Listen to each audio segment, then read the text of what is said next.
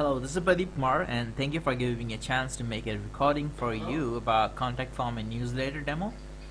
So this is what I did for the newsletter, and once I click on this, it says fill all necessary fields. That's because the fields are empty right now, so I just put here my name, which is here, and this is for testing purpose. So alright, here we go. This is testing purpose.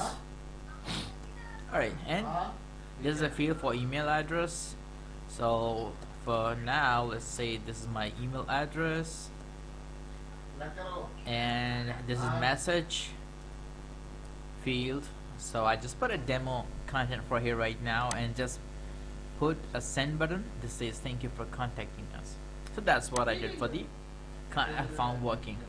So what I did is just press an admin, and then I go here. Now let's see. Okay, it is loading. Here is the contact information. Alright, so here's a button where we can export Excel spreadsheet, Excel file. I'm just downloading it right now.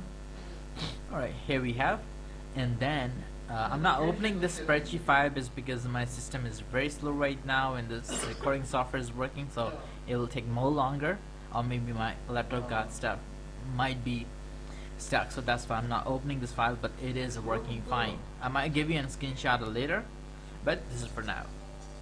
This is for contact form, and later on I had to show you the newsletter, so I had to go in the newsletter. This is the newsletter.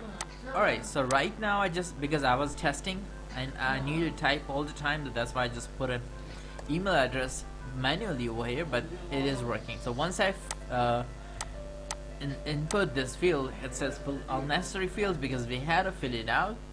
So for now, if I say that this is my email, and if I say submit, so it's submitted. Thank you for subscribing us.